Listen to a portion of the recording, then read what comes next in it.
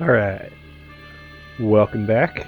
Hopefully I resolved some of the audio issues that I saw when I was editing the first episode. But we'll find out. Let's get into it and see who we got on our team. Heinlein? Not bad. Randwolf's pretty unimpressive. Oh, Anselm, you are my favorite. You're definitely going in the squad. Imelda's pretty solid. And Brunhilde's eh. Cornelia's going in the squad. And Heinlein, yeah.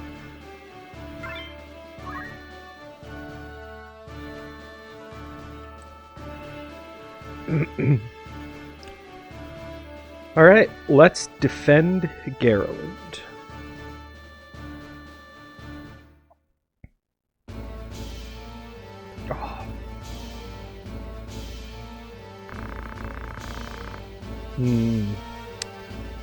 See, he says Moppets, and that means he probably has a non-American accent, and I can't do non-American accents. So, we say, "What have we here, we Moppets, is it? Our lucks went and turned for the better. Alright, lads, cut through these ones, and we're as good as fled. We'll make quick work of them. And don't be leaving no squealers behind, neither."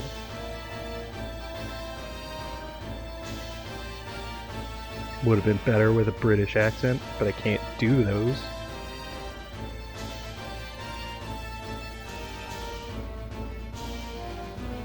Alright, what do you got for me, Heinlein?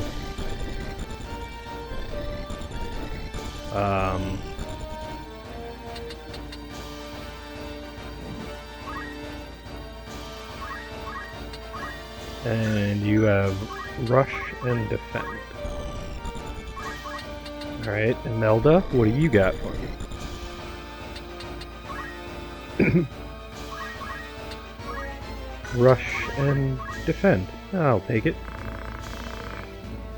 Careful, Morbo. Remember, the well-aimed thrust pierces the mail. I can't remember what voice I gave him. Don't patronize me, Delita. We Beoulves know our way around a battlefield. I think I tried to give him like a little slightly higher pitched, smoother voice, but I think he was very soft-spoken in the cutscene. Beoulve, was it? Heir to the noble house, Beoulve, I'd wager? Looks like we have ourselves some apprentices from the academy. Well, highborn Moppets is still Moppets. Definitely would have sounded better if you were British. Lay down your arms or die clutching them. None will mourn your passing.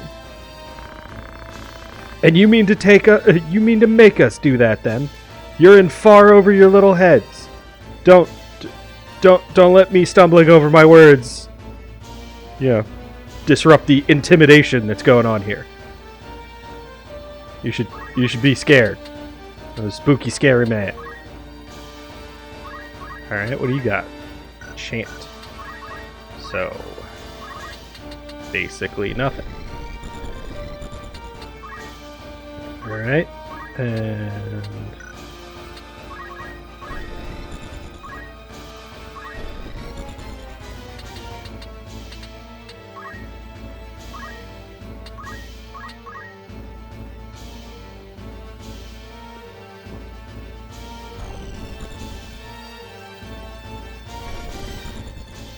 get him, Delita.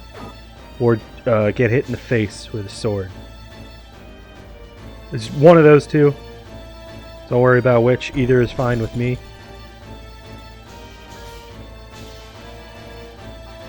Don't.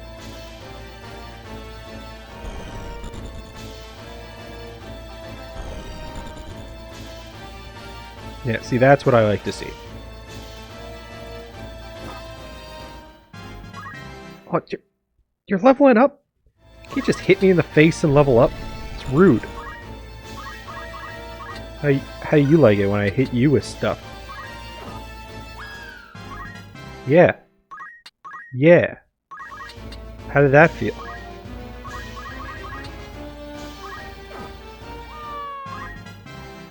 That's what I thought.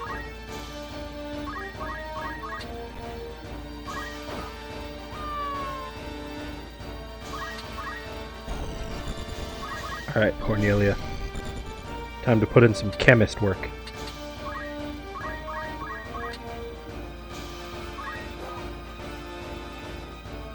I'll take it.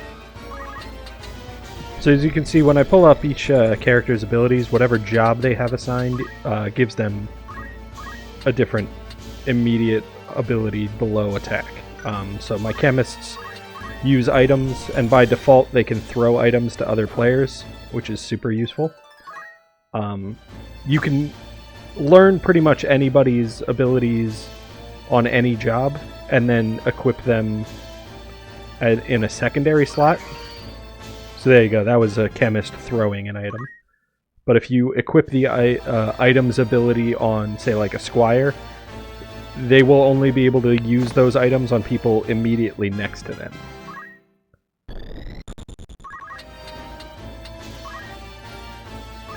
Get him, Anselm.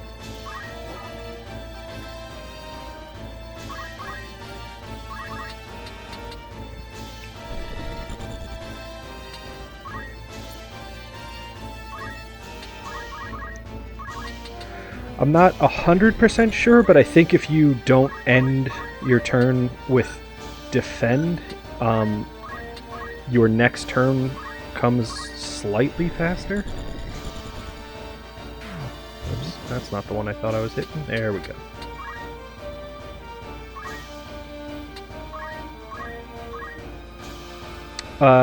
So you can see that each of these dead bodies, well, these knocked out enemies, has a number above them.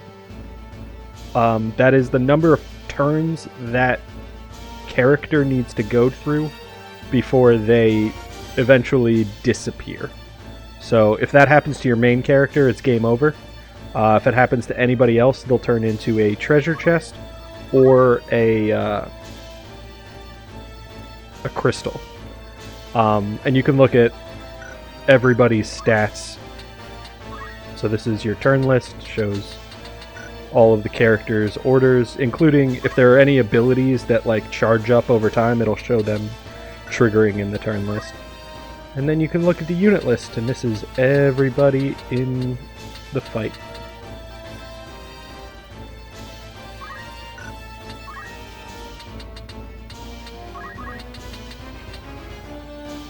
Alright, well that's annoying.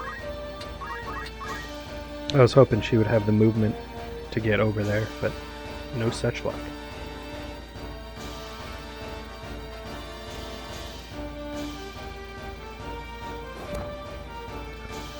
Did you just punch me?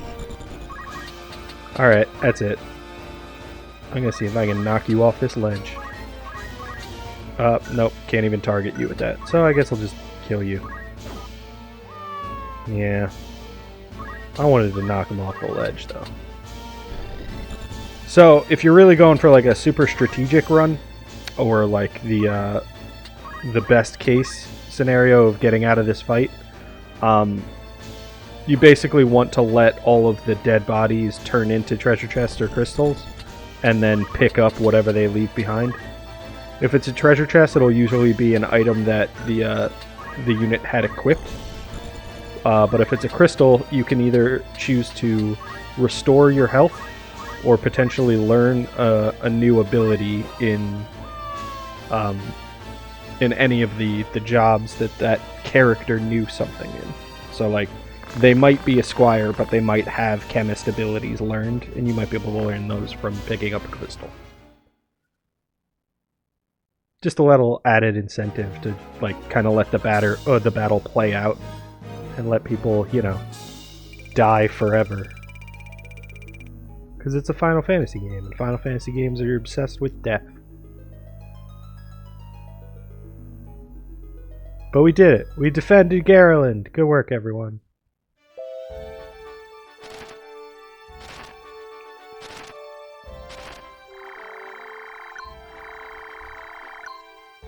Alright, so here's the thing.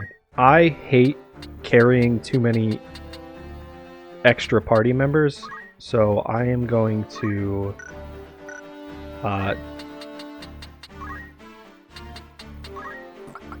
take the gear from the people we didn't use and dismiss them.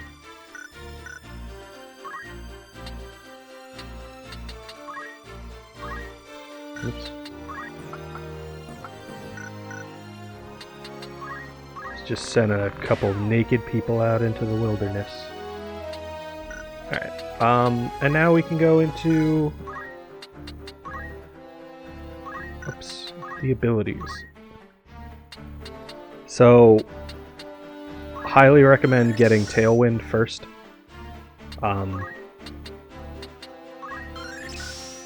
Potions are super helpful. And Phoenix Down is super helpful. Yeah, these are expensive. So I also recommend waiting until you can get concentration on an archer, because each of these are nice. They give you a little bit of extra damage, but this makes your attacks, your abilities, whatever you target enemies with, a little more reliable in terms of like actually landing. So you can see this version of the Squire, the generic one that's not the main character, has a different set of abilities that doesn't include Tailwind or Chant. It's because they're just regular people. But JP boost is huge, very helpful, and any movement buff also a good idea.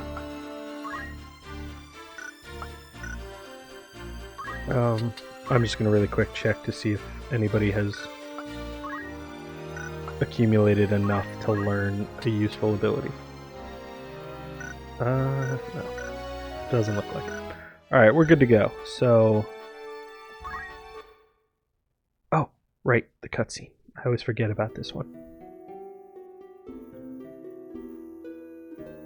Morbo Beoulve, a great hero in his own right, who had attained the distinguished title of Knight Gallant, approaches the hour of his death.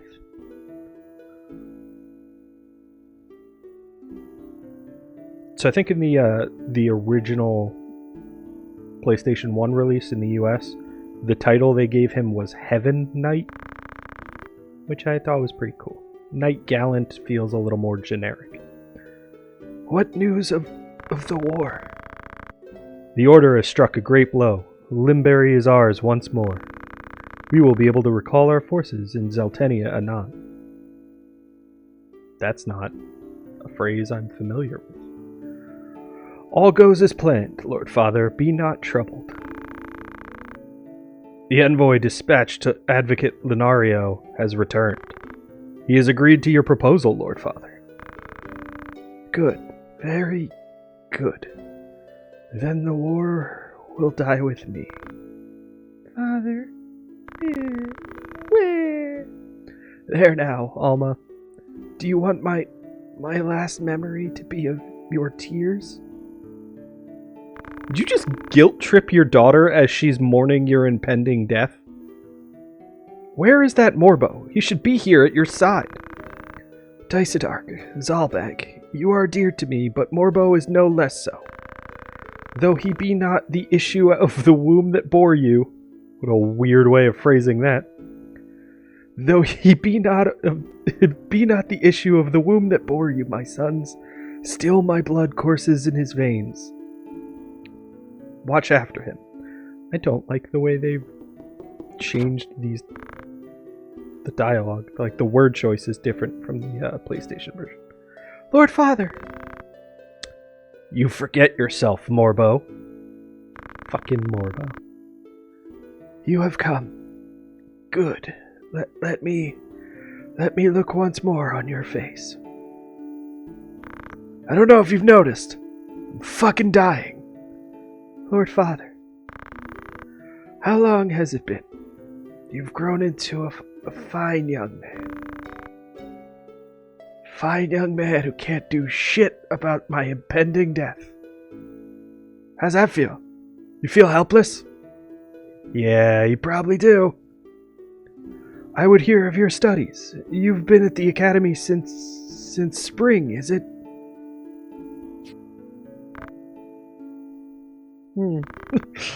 Well said. Hear me, Morbo. For generations, we Beoulves have stood foremost of those who serve the crown. Ours is the soul of the knight. Become a knight worthy of your name. Tolerate no injustice. Stray not from the true path. You will know the path you must walk. A Beoulve can walk no other. I will not fail you, father. Your friend, Delita, he is a good boy. He is lowborn, but he can serve you well. You know, like a tool. Not like a person, because we don't respect the lowborn, but use him like a tool. I've made arrangements for him to enter the academy. You should have seen the look on the headmaster's face. In the years ahead, you will need someone whom you can trust. You could do far worse than Delita. As you say, father. Take care of your sister. Your other brothers, they're fucking worthless. They're not gonna do shit for her. And show these brothers of yours what it is to be a knight. They've already graduated from the academy, but I basically paid for that, so they didn't really learn much.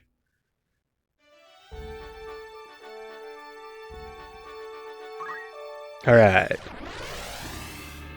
More combat! Alright, so you can see the remaining 3. I have 3 slots I can put characters into. That's why I don't like carrying around extra companions, because they end up just never seeing battle, and then they get stuck at a low level and like low job progression.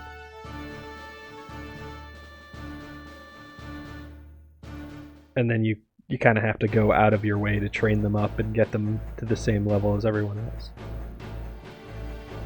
Oh no! It's a lot of people wearing green on a green battlefield. Looks like this one's still alive. What do we do with him? What do you think we do with him? Right then. Your luck's run out, knave. If you ever had any. I think that actually said if ever you had any. Silly word order. Blast! One of the Order's patrols! The Corpse Brigade, and they've a hostage in their midst. I'm gonna try and be a hero. We must rescue their captive. To do less would be unbecoming of men of the Order. So I think there are a few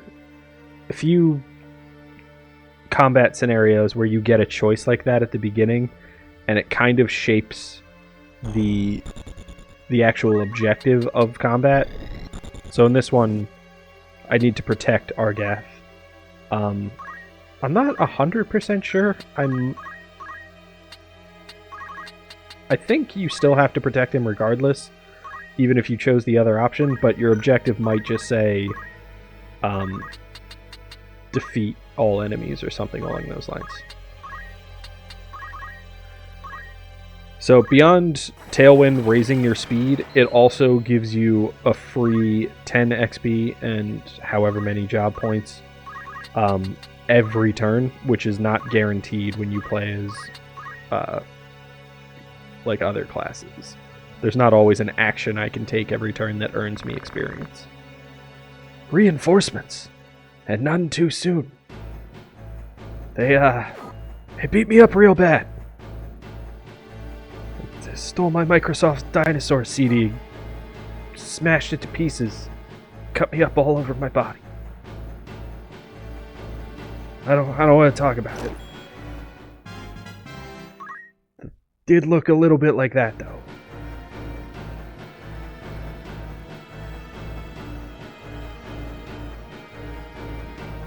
Oh, they're throwing rocks at me.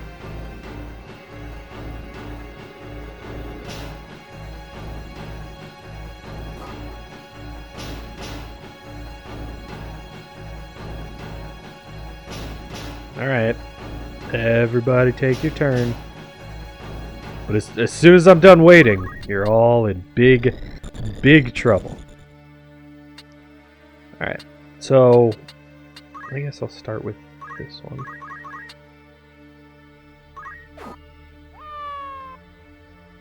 That's right. Yeah, and then you can block the path to argue. Yeah. Get wrecked. Oops, that's not the one I wanted. Okay, I don't think they can walk through there.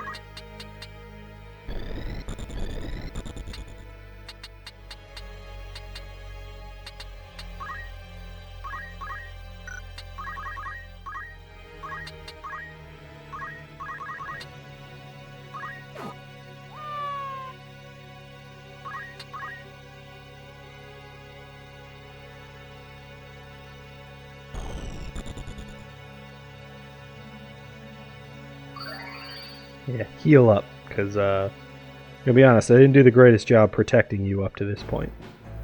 You definitely took some damage. Stop with the knives.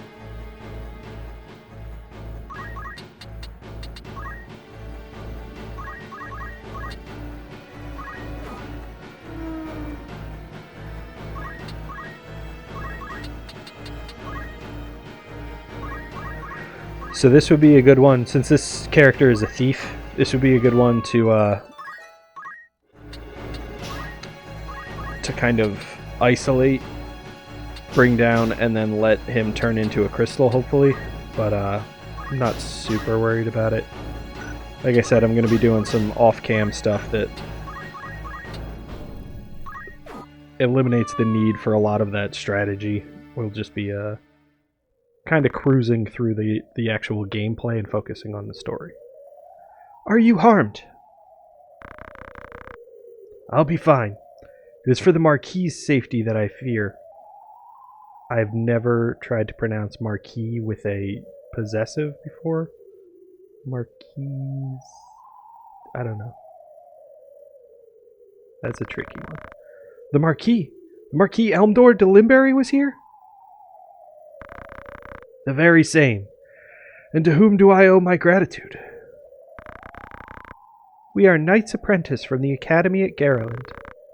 We may be able to help you, but first I would hear more.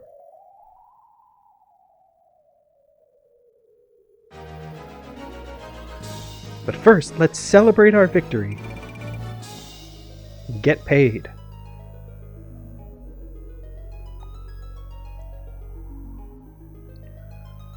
Alright, well, I think that will do it for episode 2, I guess. We'll resume this conversation with Argath next time. Hope you guys enjoyed yourselves, and hope to see you in the next episode.